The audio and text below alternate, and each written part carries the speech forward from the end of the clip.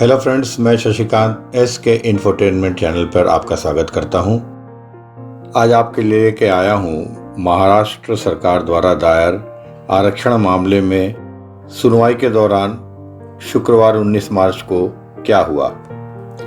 महाराष्ट्र में मराठों को आरक्षण देने वाली राज्य सरकार ने माननीय उच्चतम न्यायालय से आरक्षण की 50% सीमा हटाए जाने की मांग की है।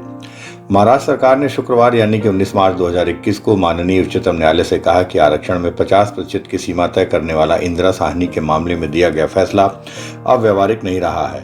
उस फैसले पर पुनर्विचार की आवश्यकता है और इसे पुनर्विचार के लिए कम से कम 11 न्यायाधीशों की पीठ को भेज दिया जाना चाहिए।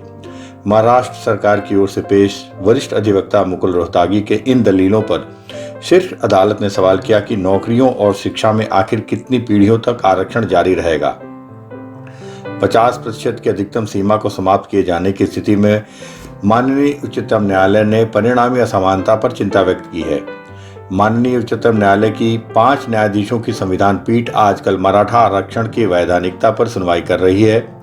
इस मामले में न्यायालय ने आरक्षण से जुड़े 6 कानूनी सवाल भी विचार के लिए तय किए हैं कि क्या इंदिरा साहनी के फैसले में तय की गई आरक्षण की अधिकतम 50% की सीमा पर पुनर्विचार की आवश्यकता है। इसके अलावा माननीय न्यायालय यह भी विचार कर रहा है कि क्या संविधान के 102वें संशोधन से राज्यों का पिछड़ों की पहचान करने और उन्हें आरक्षण देने का अधिकार समाप्त हो गया है।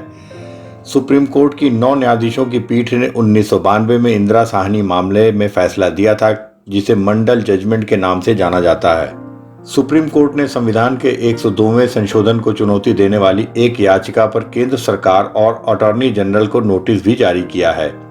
इसके अलावा शुक्रवार को कोर्ट में महाराष्ट्र सरकार की ओर से दलीलें रखी गईं, जिसमें मराठों को पिछड़ा मानते हुए दिए गए आरक्षण को जायज ठहराया गया। वरिष्ठ अधिवक्ता मुकुल रोहतागी ने कहा कि इंदिरा साहनी के फैसले को 30 वर्ष बीत चुके हैं, इसलिए इस फैसले पर पुनर्विचार की आवश्यकता है।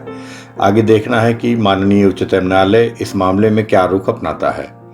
यदि आपको ये चैनल पसंद आया तो इसे लाइक करें, सब्सक्राइब करें, शेयर करें और अपना ढेर सारा प्यार और आशीर्वाद इस चैनल को दीजिए। आप सभी का बहुत बहुत धन्यवाद।